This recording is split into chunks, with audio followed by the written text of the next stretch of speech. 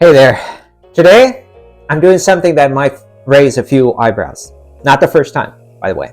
A tarot reading on the first year of the newly elected president, Donald Trump. And I get it. Some of you might be thinking, really, tarot for politics? And honestly, it's a fair question. Tarot has always lived in this strange space between skepticism and fascination, kind of like history itself.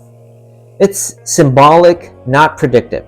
In a way, it's a way to reflect, not to declare fate. And whether you're a true believer, a cautious skeptic, or just here for curiosity, you're all welcome. I'm not here to confirm anyone's political anxieties or fantasies. Instead, let's step back for a moment and view this as if we were reading a history book. One filled with uncertainty, ambition, and larger-than-life figures. Think of ancient Roman emperors. The rise and fall of Rome. The people are left to interpret the omens. That's kind of the lens I want to use here. Not literal, but reflective. I'll be using my Tarot Neocolonial de las Américas, a deck that blends history, politics, and myth in a way that's perfect for this kind of exploration. We'll do a simple 3-card spread to use the insights we can draw about this unfolding chapter in American history. If the message isn't clear enough, I might pull out a 4th card in order to ask, how should we navigate this moment? No crystal balls, no grand predictions, just a chance to pause and think about where we are, where we're headed, and how we might respond. So, take it with a grain of salt, but let's dive right into it. Let's see what the cards have to say. Okay, so I'm going to shuffle the cards.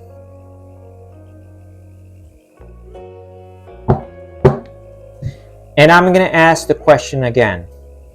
What can we expect from this first year in office with this new administration of the newly elected president, Donald Trump, here in the US? What can we expect from this first year? We're going to break it into 3. That's how I always do it, and I always read the cards upright, just like my paintings.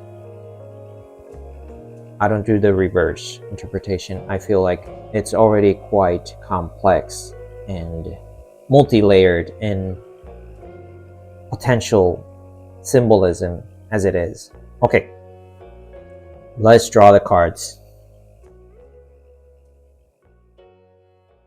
It's the Sota de Oros, Knave of Coins, or Page of Coins. It's the Sun.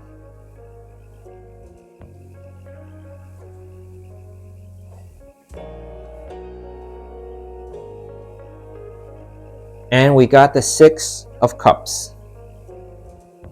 There we are. These are our cards right now.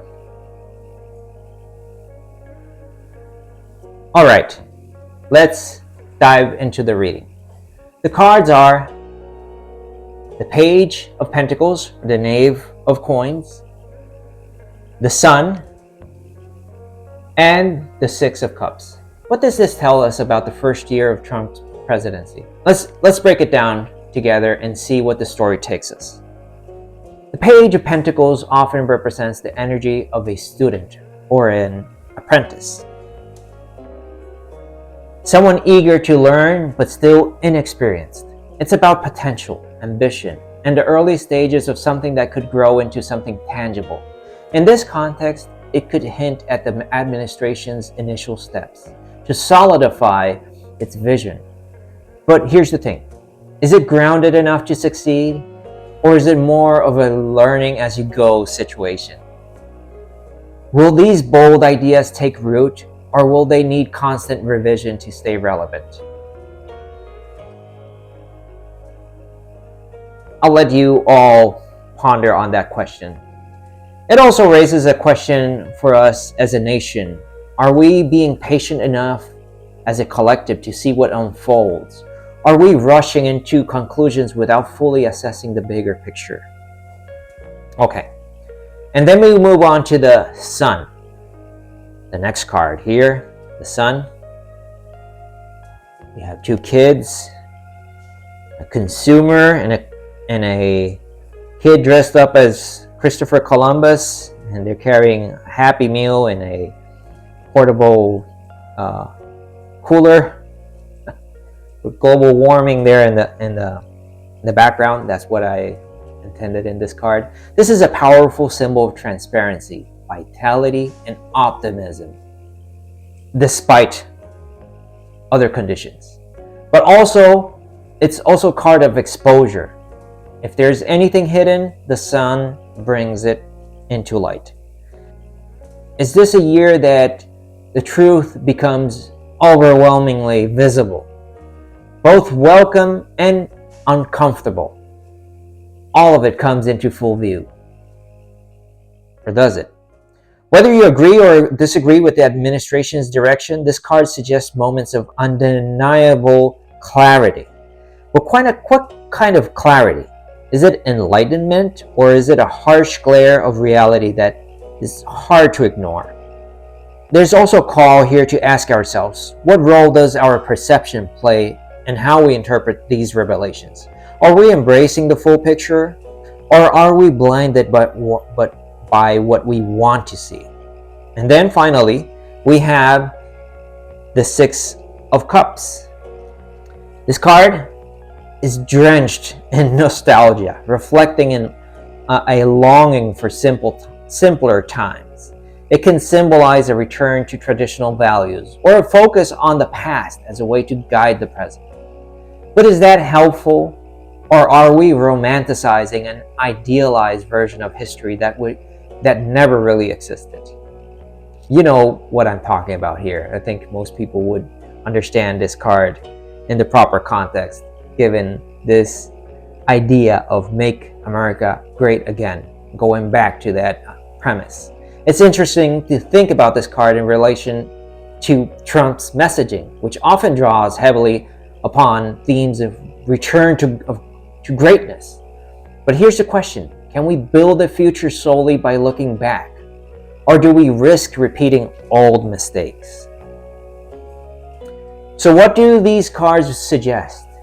There's a sense of potential and fresh ambition with the Page of Pentacles, revelations, and stark truths with the Sun,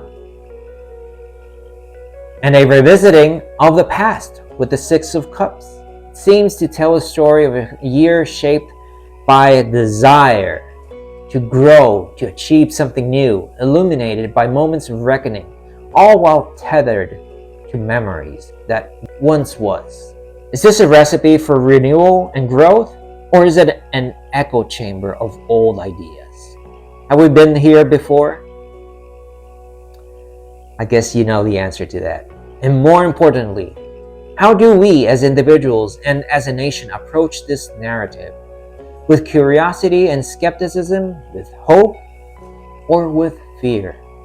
As with all tarot readings, the cards don't give us a definitive answer.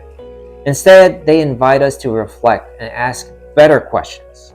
So I'll leave you with this. How do we take the lessons of the past and face the present and plant the seeds of a future that aligns with our highest potential? I should add another question here. Why don't we add another one? How should we approach this moment? Let's see. That's a follow-up question. There we are. The Six of Swords. And there we go. The follow-up question. How should we approach this first year? And this is what we got. The Six of Swords. All right. This is a powerful yet gentle message. The Six of Swords is all about transitions, moving from the turbulent waters to calmer shores. It often symbolizes a necessary journey, both physical and emotional, where healing and progress come through leaving something behind. Here I use one of my recurring images in my paintings, which is inspired after the Our Lady of Mount Carmel with the baby Jesus on a boat, which is a patron saint or Madonna of my hometown, Aguadilla. And it's very personal, very symbolic, but it's also very universal in a way. because it's all about that acceptance of transition, and just finding a refuge and focus on during turbulent times. The Six of Swords reminds us that change, whether welcome or not, is inevitable. It's as if the cards are saying, don't fight the current, steer the boat. This doesn't mean passive acceptance, but rather a conscious effort to adapt while keeping our integrity intact. What old narratives or fears might we need to let go or in order to make room for progress? So, how should we approach this first year? According to this card, suggests more not about resisting change, but rather navigating it with resilience and grace. In these turbulent times, as I said, it's easy to feel powerless. The Six of Swords reminds us of the focus on things we can influence, whether it's how we respond to political news, how we show up in our communities, or how we support one another. There's always a way to help steer ourselves towards calmer waters. And embracing the collective journey. Notice in the imagery of most decks, and mine is included in here, there's usually more than one person on the boat. So this suggests that progress isn't a solo endeavor. It's not. It requires trust, collaboration, and the willingness to move forward together as a country. This question is, can we put aside our differences long enough to make the journey? And if not, what happens to the boat? And this is a gentle but profound reminder. Ultimately, the Six of Swords urges us to approach this new chapter with thoughtfulness, not reactionary fear.